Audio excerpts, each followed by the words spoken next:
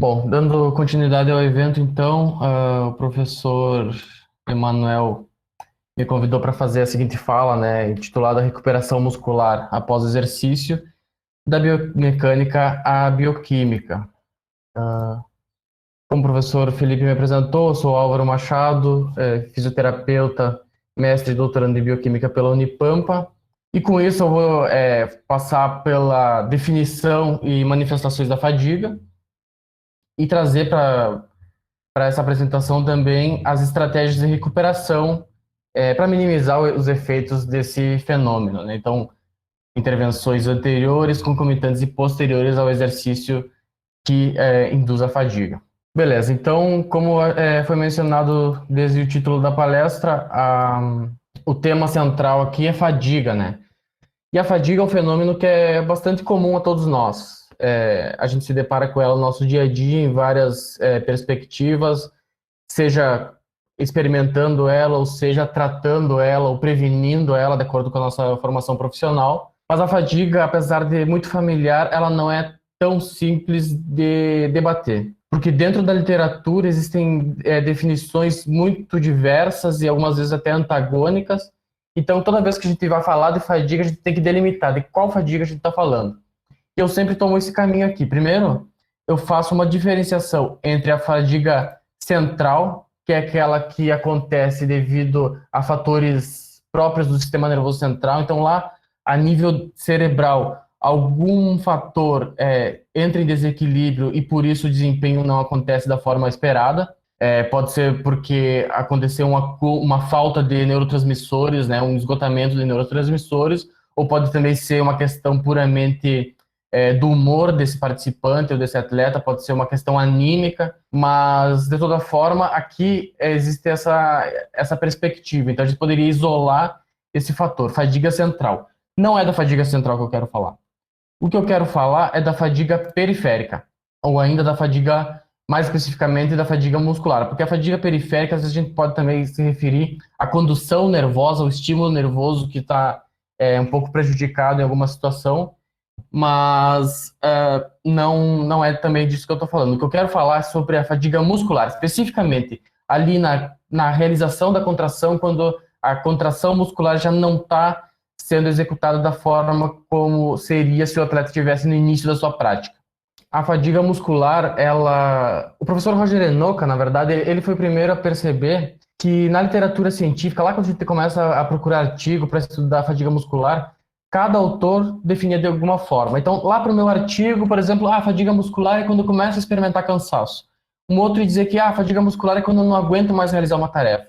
Como eu mencionava, o professor Roger Enoka, que inclusive teve no simpósio de neuromecânica em Caxias, né, um parceiro aí do nosso grupo, fez esse levantamento da literatura, dessa heterogeneidade da definição de fadiga muscular, e ele acabou filtrando os resultados e encontrando e traçando uma definição que é mais útil a todos nós. Então, a partir desse ponto, todos nós falamos a mesma língua, tá?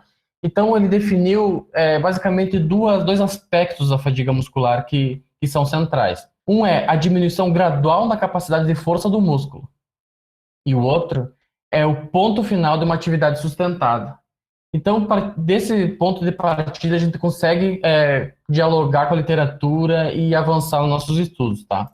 A diminuição gradual na capacidade de força do músculo, a gente pode ilustrar com essa imagem aqui, ó. Então, essa animação, ela mostra um participante tentando realizar o supino, né? E dá para ver que o braço direito dele já não acompanha mais a força que o braço esquerdo tenta executar, né? Então ele tem ali uma simetria, e por causa dessa simetria a gente consegue verificar o efeito de fadiga antes no braço direito do que no braço esquerdo. E essa característica aqui de perda gradual da capacidade de força do músculo é própria da fadiga muscular. Depois a gente verifica a fadiga também quando um participante já não consegue sustentar a atividade. Isso é bastante característico da fadiga muscular. Então, ele recebe uma tarefa que ele precisa executar, e ele vai executando, ele vai cada vez mais recrutando fibras musculares para manter aquela tarefa, mas chega um momento em que ele encontra o esgotamento, ele não consegue mais e aí ele solta. Vejam uma coisa, nos dois eventos aqui que eu estou mostrando, existe, é claro, uma contribuição muito importante do nível central. Então, o cérebro administra também esse nível de fadiga muscular. Porém, nós conseguimos isolar a contribuição do sistema nervoso central e olhar só o que acontece no músculo. E é claro que essa separação é puramente didática aqui para nós, para a gente conseguir debater. Ela não acontece na realidade. Esses dois fatores estão intrinsecamente ligados, são interdependentes. Mas sim, a gente consegue olhar sim aspectos que acontecem de diminuição da força, de exaustão, puramente no nível muscular. E como que a fadiga muscular se manifesta, então? O professor Renato, na palestra anterior, trouxe ali alguns aspectos muito importantes, muito ilustrativos da prática da fadiga muscular, né? Então, lá nos movimentos de salto, a gente vê perda de desempenho, que é própria da fadiga, a gente vê até nas medidas de percepção do esforço, etc., a fadiga muscular sendo manifestada. E se eu quisesse reduzir tudo o que a gente sabe sobre fadiga muscular a um esquema mínimo, a um estereótipo muito bem representativo, como que seria? Então a gente teria aqui um gráfico em que no eixo X nós temos o tempo e no eixo Y a força muscular, né? Então a gente teria sempre uma tarefa em que ao longo do tempo tivesse uma grande demanda de força. Sei lá, eu preciso fazer flexão de cotovelo na minha força máxima. Então eu vou lá e vou realizar força até o ponto máximo, eu vou alcançar meu máximo. E esse máximo eu vou conseguir sustentar por algum período de tempo. Não interessa que período de tempo que é. Dependendo da tarefa, dependendo da carga que eu recebo, vai variar esse período de tempo, mas eu consigo sustentar. Depois que eu sigo esse platô de força, o que acontece é essa diminuição gradual, tá? Então, eu parto de uma situação de força máxima e vou progressivamente perdendo a capacidade de sustentar. Até que, num certo momento, eu não aguento mais e eu solto, eu desisto, eu me esgoto. Eu quebro, como às vezes dizem na gíria do esporte, né? Esse é o esquema mínimo da fadiga muscular, tá? Mas eu também quero trazer, porque esse é o meu objeto de estudo na minha tese de doutorado, o efeito tardio da fadiga. Porque vejam, nesse primeiro esquema que eu montei aqui, o meu participante hipotético, ele está partindo de uma situação que o corpo dele está fresco, ele está zero fadiga, ele está 100% disponível para realizar a tarefa que eu demandei para ele. Mas, se eu continuar repetindo essa demanda ao longo da linha do tempo, se eu induzir para ele essa tarefa várias e várias vezes ao longo de minutos, de horas, de dias, enfim, eu vou conseguir fazer com que lá na minha última indução eu tenha uma característica um pouco diferente, tá? Então, digamos aqui que seja dia 1 e dia 10, sei lá, de tarefas de exercício, que eu estou realizando o mesmo exercício, tá? O esquema vai ser basicamente o mesmo, mas as dimensões vão ser diferentes, tá? Então, o que acontece? A minha força máxima já não vai ser mais a mesma. O tempo que eu sustento a minha força máxima pode ser que também não seja mais o mesmo. O tempo que eu levo para diminuir a minha força, ou seja, esse tempo de decréscimo, de perda de força, também não vai ser o mesmo, vai ser mais curto. E logo eu desisto da tarefa. Então eu vou dizer que quando eu tenho fadiga muscular sendo induzida em tarefas repetidas, seja dentro de um dia, seja em dias consecutivos, eu vou observar que a minha força máxima já não vai ser a mesma do meu dia inicial, então eu vou ter uma perda de força, eu também vou ter uma perda de resistência. E eu vou dizer então que nesse meu esquema inicial eu tenho a fadiga muscular imediata e no meu esquema secundário aqui a fadiga muscular tardia. E isso, especialmente no período que nós estamos vivendo da pandemia, é bastante importante. A gente tem esse esquema mínimo aqui, e como eu disse, é um esquema, é uma redução, é um tipo de reducionismo, mas essas características, essas propriedades do músculo aqui, da fadiga muscular, vão se manifestar em todo tipo de tarefa em que eu estudar a fadiga. Então, lá quando o professor Renato estava falando sobre os movimentos de salto, era mais ou menos isso que ia acontecendo, só que com características um pouco diferenciadas. Se eu estou fazendo um teste de uma tarefa cíclica, eu vou ter mais ou menos esse tipo de tarefa de comportamento do músculo também.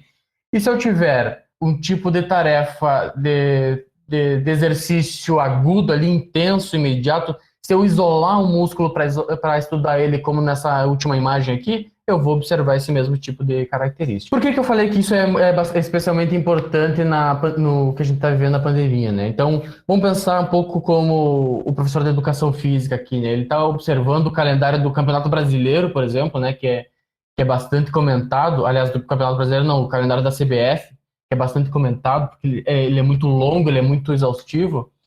E a gente vê que de janeiro a dezembro a gente tem torneios. Às vezes um clube de futebol pode estar jogando 3 torneios concomitantes.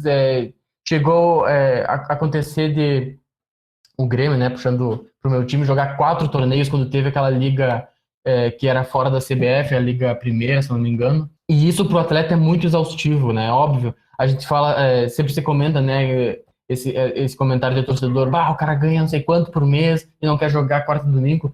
Mas é que o dinheiro que ele ganha não compra a fisiologia do músculo, né? Não compra aquelas tarefas que ele tem que realizar quando ele é um atleta de alto rendimento. Não reparem que a minha filha aqui está demarcando território.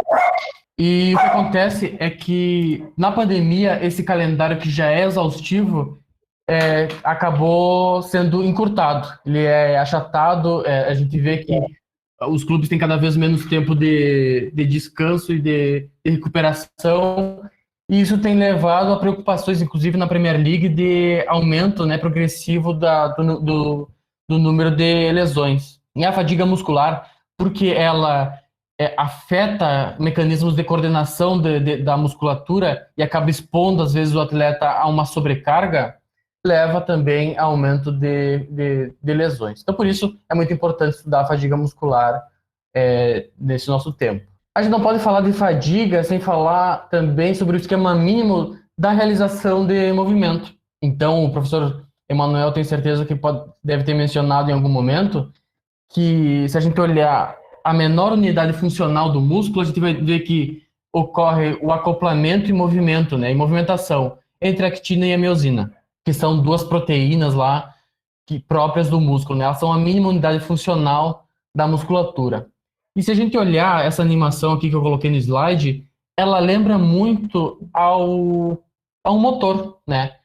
E da mesma forma que um motor de carro, um motor de combustão, o exercício vigoroso faz com que o músculo acabe consumindo nutrientes, né? Queria consumir um combustível, produzir metabólitos, tá? Então, da mesma forma que o motor, ele queima combustível e ele elimina fumaça como um metabólito, como um rejeito daquela reação, a musculatura consome nutrientes e produz rejeitos, produz metabólitos. E da mesma forma que um motor de carro, ele acaba se desgastando ao longo dos anos, a musculatura também se desgasta enquanto ela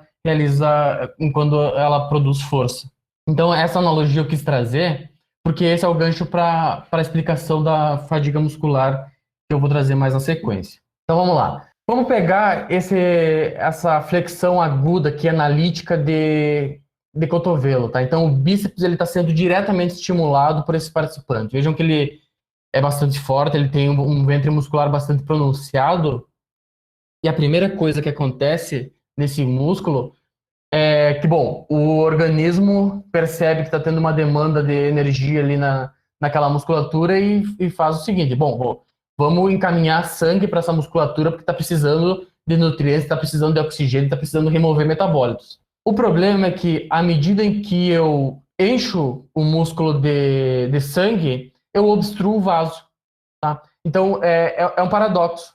O fluxo sanguíneo enche o músculo de sangue para dar metabólito, mas obstrui o vaso e impede, consequentemente, que o metabólito chegue. E essa é bem o primeiro mecanismo que vai se manifestar ali na indução de fadiga. Quando isso acontece, vem a primeira percepção, né, o primeiro evento que faz com que não chegue nutriente e oxigênio na musculatura. E logo após esse paradoxo do fluxo sanguíneo, o que vai acontecer é que não vai chegar nutriente e oxigênio, porque na verdade vai esgotar também. Então, na sequência desse empecilho pela obstrução, tem o empecilho pelo esgotamento.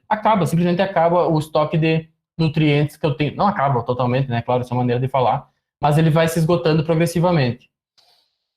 E se eu não tenho nutrientes, se eu não tenho oxigênio, se o meu aporte também de líquido está sendo cada vez mais prejudicado, a minha produção de ATP, é prejudicado, é reduzida também. ATP, na bioquímica, é uma molécula que a gente chama de moeda energética. Ela é uma molécula que ela é especializada em captar a energia que é produzida bioquimicamente numa estrutura e levar até outra. Se eu tenho um desequilíbrio da produção de ATP, e esse desequilíbrio nesse caso aqui vai ser exatamente a redução, eu vou ter a perda da capacidade de realizar força. E se eu não tenho ATP, onde que eu sou prejudicado? Então vejam aqui essa animação da condução nervosa chegando, tá? Aí eu tenho o neurotransmissor chegando no sarcômero, fazendo a comunicação com o retículo endoplasmático. O retículo endoplasmático libera cálcio. Então tem todo aquele ciclo que a gente vê na bioquímica, né? Espero que vocês tenham observado isso na disciplina básica de vocês. Mas mesmo que não tenham observado, é bom entender que sem o ATP, pelo menos 3 cadeias importantíssimas da minha contração muscular vão estar prejudicadas. São elas ali essa bomba de reaproveitamento de sódio e potássio, o próprio mecanismo de acoplamento da actina e miosina depende do ATP para se liberar mais uma vez, e a bomba de liberação de cálcio acaba sendo também prejudicada, e aí se eu não consigo recaptar o cálcio, eu não consigo reiniciar o ciclo de contração muscular. Então, tudo isso está acontecendo ali, ao longo dessa tarefa que esse participante está executando. E à medida em que eu vou cada vez mais forçando, levando esse músculo ao limite, a minha capacidade de remover os restos ou de reaproveitar os restos bioquímicos das minhas reações vai sendo diminuído. E aí eu tenho o acúmulo de lactato, que a gente conhece bastante, né? O pessoal da educação física trabalha bastante com isso. Aí eu tenho o acúmulo das espécies reativas do oxigênio, que eu vou comentar um pouquinho mais à frente, do fosfato inorgânico, do íon hidrogênio, e tudo isso não é natural que esteja acumulado no meu músculo. E se não é natural, eu estou levando o músculo a uma situação atípica. O que principalmente se modifica quando eu tenho esse acúmulo? O pH do meio muscular, né? Esse é um fator que a gente observa bastante na literatura. O que é o pH? A gente pode resumir como o nível de acidez do músculo. E como eu comentei anteriormente, a actina e miosina são proteínas, né? E as proteínas, elas são muito sensíveis ao meio em que elas têm que atuar. Então, se o meio ele é muito ácido ou ele é muito básico, a proteína já não vai ter a mesma velocidade, o mesmo desempenho. Da mesma forma, se eu tenho muito calor ou muito frio naquele músculo, a reação química não vai acontecer da mesma forma. Então, esse é um dos aspectos ali que acontece imediatamente na fadiga muscular. E na fadiga tardia, aquela que acontece após uma série de exercícios, eu tenho outros mecanismos, na verdade, os mesmos vão estar, mas eu tenho a adição de outros afetando o meu desempenho. Então, por exemplo, um fator importantíssimo, central, para entender a fadiga muscular tardia, que acontece ao fim do dia de exercícios ou nos dias seguintes, é o dano muscular. O que é o dano muscular? Né? Essa imagem que eu sempre utilizo para ilustrar, o dano muscular não deve ser confundido com a lesão muscular. A lesão é uma situação patológica, ela não é natural, ela é totalmente indesejável. O dano muscular não. O dano muscular ele é fisiológico até certo ponto. É natural que aconteça dano muscular quando eu estou exercitando meu músculo. E ele pode ser visualizado num corte histológico, como na imagem que está aqui no slide. Então, à esquerda, eu tenho ali o músculo estriado íntegro, sem exercício, e à direita eu tenho o músculo estriado pós-exercício, né, no corte histológico. Então vejam que ele é completamente desorganizado, ele tem infiltrado inflamatório ali, tentando recuperar esse músculo que foi desorganizado, que foi afetado. Eu tenho micro-rupturas, né, e esse é o nome mais correto para definir o que está acontecendo aqui.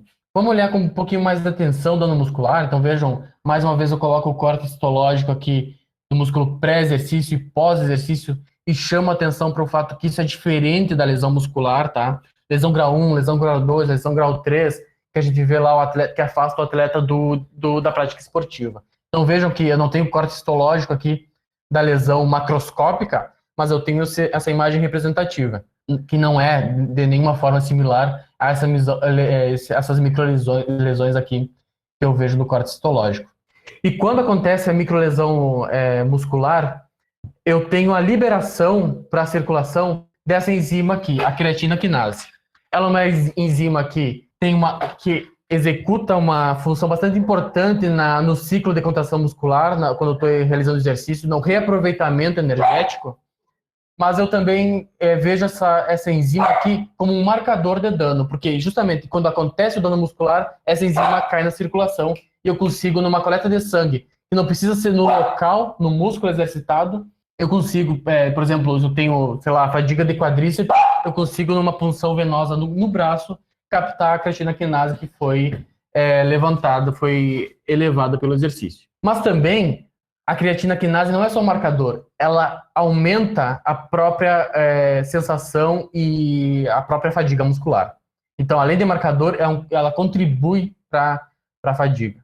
Beleza. Aconteceu, então, o dano muscular, ele vai prejudicar meu atleta tardiamente, né, depois que ele realizou a fadiga. E o que mais que acontece? Inflamação e dor.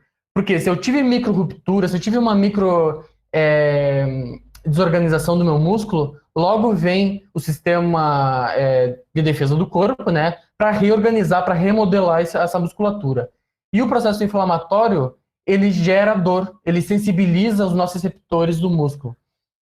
Então, aqui nessa imagem aqui do dano muscular, dá para ver ali o infiltrado inflamatório, e a gente sabe com certeza que esse participante aqui, ele percebeu dor logo que nos dias seguintes que ele realizou a tarefa de indução à fadiga. Mais adiante, nós sabemos que a inflamação, a própria inflamação e o dano muscular e a prática de exercícios, os radicais livres na musculatura. Vamos ver a seguir o que isso significa. E o aumento de radicais livres leva ao fenômeno chamado estresse oxidativo. O que é o estresse oxidativo?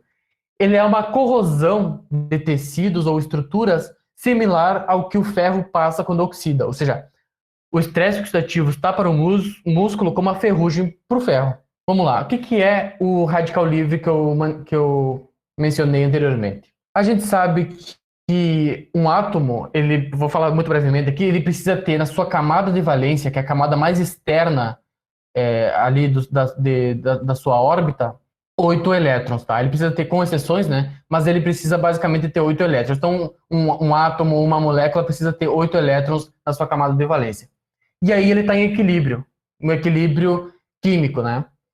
Quando isso não acontece, quando um átomo ele perde, né, um elétron da sua camada de valência, ele fica reativo.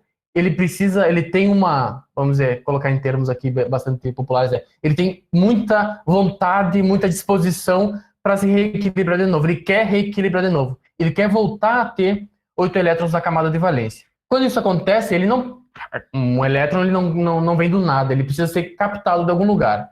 Então, esse átomo ele vai pegar de um átomo vizinho ou de alguma estrutura adjacente e vai roubar um elétron para entrar em equilíbrio mais uma vez. Nessa animação aqui que eu coloquei embaixo, um átomo desequilibrado, ele rouba do seguinte, que fica desequilibrado, que rouba do seguinte, fica desequilibrado e assim por diante.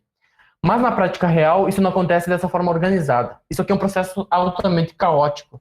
Então, nós temos uma gama de espécies reativas de oxigênio e também de outros elementos chegando no músculo e captando elétrons de uma forma muito desorganizada. E isso vai acontecendo ao longo do tempo e vai corroendo, né, de uma forma muito microscópica, estruturas do meu músculo. Então é a mesma coisa quando eu tenho uma maçã e eu corto ela e ao longo dos minutos ela vai pegando uma coloração um pouco marrom, né?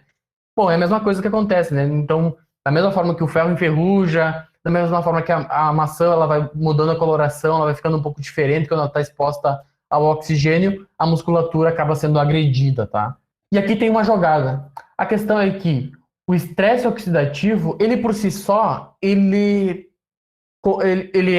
afeta a contração muscular. Ele por si só, ele é capaz de, naquele acoplamento actina e miosina, ele é capaz de afetar a força. Mas ele também, ao corroer, ao aumentar a corrosão desse músculo que já está afetado, ele intensifica o dano muscular. E o dano muscular produz mais radicais livres, que afeta a contratilidade, que gera estresse oxidativo, e isso aqui se torna um ciclo. E é justamente porque isso se torna um ciclo que, quando uma pessoa realiza um exercício extenuante, ela demora dias para voltar para a situação normal dela. ela demora até 72 horas, até 96 horas para ter o músculo mais uma vez dentro de uma integridade. Beleza, então nós vimos, muito brevemente, já vamos encaminhando para a finaleira, que eu perdi um pouco a noção do tempo por causa das interrupções, mas acho que está dentro do esperado. Nós vimos então como que se manifesta a fadiga, né? O que é a fadiga assim, numa perspectiva biomecânica e o que na bioquímica faz com que a fadiga aconteça. Agora vamos ver o seguinte, na biomecânica, como que a gente intervém para evitar a fadiga ou para minimizar os efeitos da fadiga e como que isso poderia ser explicado pela bioquímica? Vamos ver se eu consigo me fazer entender ao longo dessa apresentação. Então vamos lá. Vamos supor que eu tenho esse participante realizando uma atividade extenuante que vai gerar fadiga, vai gerar dano, vai gerar estresse oxidativo, como a gente viu anteriormente. Eu tenho basicamente 3 formas de intervir. Eu posso intervir anteriormente ao exercício, tá? Então eu posso preparar esse atleta para a hora da execução e aí posteriormente ele vai ter resultados melhores. Eu posso então realizar uma intervenção concomitante ao exercício que ele está realizando, então posso dar a esse atleta algum tipo de auxílio que enquanto ele realiza a tarefa, ele está sendo auxiliado a minimizar a fadiga. E eu posso também fazer uma intervenção posterior, ou seja, depois que acabou a tarefa extenuante, a tarefa que induz fadiga. A maior das intervenções possíveis é o treinamento, tá? Então, lá o professor de educação física, o fisioterapeuta também, em certo modo, ele já tem isso na sua prática cotidiana. O treinamento basicamente existe para que eu tenha uma minimização da experiência, dessa experimentação de fadiga muscular. Então, eu acelero a minha recuperação, eu mantenho minha força máxima por mais tempo.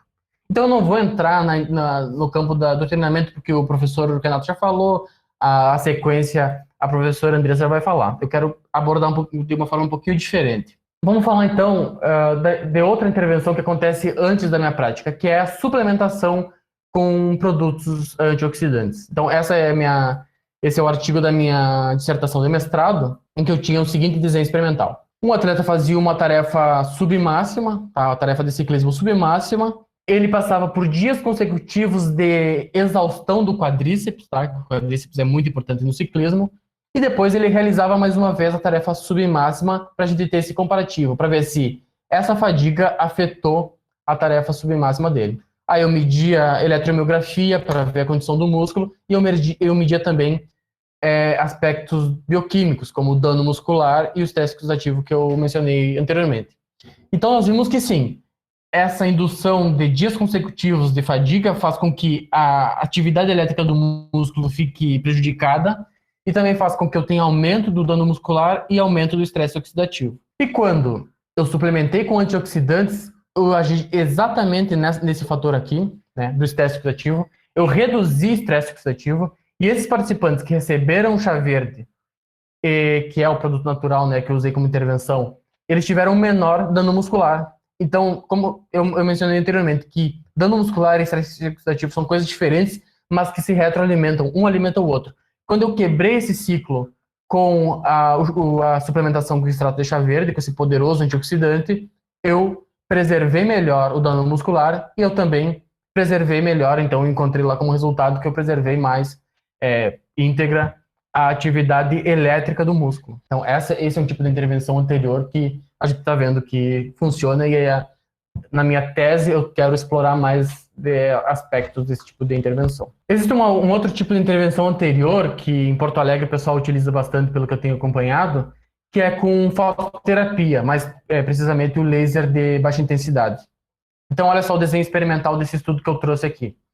É realizado uma tarefa de força máxima, né? Eu meço a força máxima de um participante, aí eu entro com a minha intervenção com laser terapia, tá?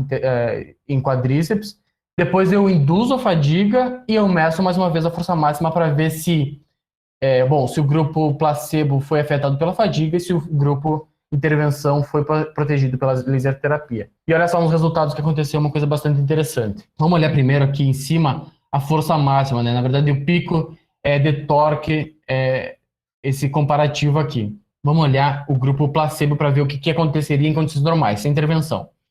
O grupo placebo, na linha preta aqui, ele teve pré-exercício uma determinada força e pós esse exercício aqui de indução de fadiga, uma diminuição da força. Normal, é o que a gente espera. Uma hora depois, ele piorou um pouquinho mais. E depois ele começou a recuperar, e lá em 96 horas ele está mais ou menos nesse nível aqui, mais ou menos próximo do normal dele. Agora vamos ver, nesse artigo aqui eles usaram 3 intensidades de laser terapia. Uma delas, a que está em vermelho aqui, que é de 30 joules, ela não melhorou, ela não ajudou a preservar o torque. Ela, na verdade, o comportamento de torque dos participantes que receberam esse tipo de intervenção foi muito parecido com o do placebo. Olha só, foi diminuindo, em uma hora depois estava lá no mínimo, e depois teve uma recuperação muito modesta, e não foi uma recuperação nem próxima dos níveis aí, do grupo placebo. Por outro lado, as intervenções com 10 e com 50 joules, sim, elas tiveram uma recuperação melhor. Inclusive, eles realizaram mais torque do que o grupo placebo. Então, eles tiveram um aumento da força, só que em momentos diferentes. Quem recebeu 50 joules teve aumento ali logo após, teve uma recuperação mais rápida, né? E depois manteve essa força num certo nível. E quem recebeu 10 joules demorou um pouquinho mais para recuperar a força, mas recuperou acima do esperado. E esses padrões estão muito similares ou análogos ao que aconteceu quando eles analisaram o nível de creatina quinase, né, de CK, que é aquele marcador de dano muscular que eu mencionei anteriormente. Então vejam que o grupo placebo teve esse comportamento aqui, né, o aumento progressivo do CK, teve um pico ali no 48 horas, no 72 horas ele estava alto, no 96 horas também estava alto. E o grupo que recebeu 30 joules, esse que não foi beneficiado pela laser terapia, né, não teve melhora na força, recuperação da força, teve comportamento do CK muito similar com o do grupo placebo. É como se não tivesse nenhuma intervenção. E os grupos que tiveram melhora, né, que foram beneficiados pela laser terapia, tiveram menores níveis de creatina quinase ao longo do tempo. Então vejam essa relação intrínseca entre nível de dano e nível de força. E a laser terapia funcionou. Aí vem a pergunta que eu quero trazer para vocês. Como que eu vou administrar uma luz, né, um feixe de luz no músculo, e vou ter melhores resultados da mecânica muscular? Então, na revisão bibliográfica desse artigo, eles viram que lá na mitocôndria, que está lá na célula muscular, existe uma enzima que se chama citocromo C oxidase, que faz parte do reaproveitamento de energia, que é fotorresponsiva. Então, não é tudo no nosso corpo que responde a um estímulo de luz, mas essa enzima precisamente responde. E ela é responsável por recaptar esses radicais livres que eu mencionei anteriormente. E logo diminui o estresse oxidativo, e logo diminui dano muscular, e logo melhora a força muscular. Ufa, beleza. Vamos para a seguinte, então, já para encaminhando para o final, que é a compressão local. Então, nesse estudo aqui, o desenho experimental foi um pouco mais simples. Nós tivemos algumas medidas basais, nós tivemos um exercício de corrida em aclive, que é para induzir a fadiga e o dano, e depois nós tivemos as medidas posteriores à intervenção. E um grupo de participantes recebeu meias compressivas, na verdade são caneleiras ali, não chega a pegar o pé, e outro grupo recebeu meia placebo, que não comprime. Essas meias, elas têm uma característica muito específica. Elas comprimem mais na parte distal, né, mais próximo ali do tornozelo, e comprimem menos na parte proximal, perto do joelho. Então, os participantes que usaram, eu não trouxe o gráfico aqui, porque isso aqui estava numa tabela, estava em valores numéricos, né, mas o grupo que recebeu a meia compressiva de verdade, e não a placebo, eles tiveram melhores valores de CK, menores valores de CK, né. Então, teve menos dano muscular. E logo teve melhor força muscular quando fizeram essa comparação aqui pré e pós exercício. É bom destacar que para a prática do exercício não teve melhora, tá? Correr com meia compressiva não gerou melhor desempenho nessa corrida aqui. Mas como a corrida induz dano, eles mediram força pré e pós, aí sim, a força pós a corrida teve melhor em quem usou meia compressiva. E mais uma vez, por que funcionou? Então é isso que eu digo. A biomecânica descreve, aí eu entro com a bioquímica para tentar explicar. Aí eu lanço mão dessa fórmula aqui, a fórmula de Ohm. A fórmula de Ohm diz que o fluxo é a razão entre a diferença de pressão e a resistência. A resistência tem a ver com as propriedades do sangue, as propriedades... Aqui eu estou falando de fluxo sanguíneo, tá, gente? Então, a resistência tem a ver com coisas que eu não consigo manipular nesse momento aqui, que é as propriedades do vaso, as propriedades da parede do vaso, né? As propriedades do sangue, mas eu consigo, com a meia compressiva, afetar a diferença de pressão. Então, se essa meia compressiva ela gera mais pressão aqui do que aqui, eu tenho um delta maior e com isso eu tenho, na minha fórmula, um fluxo maior.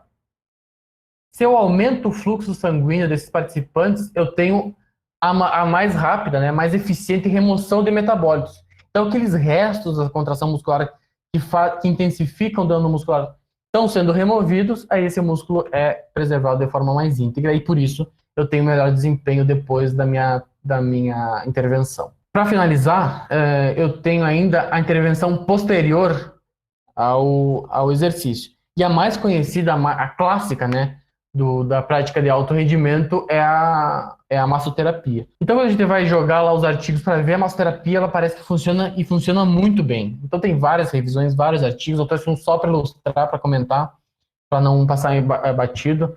Então, nesse artigo aqui, eles fizeram também uma análise de força máxima, eles fizeram uma tarefa que induz a fadiga. Depois de induzir a fadiga, eles fizeram uma massagem bastante intensa para um grupo e para outro grupo eles deixaram a recuperação passiva, né, não fizeram nada, e depois eles analisaram a força muscular de novo para ter esse comparativo, para ver se a intervenção funcionou. E funcionou. Então vejam aqui que no grupo controle, que não teve nenhum tipo de intervenção, a creatina quinase só aumentou ao longo do tempo até ali as 72 horas.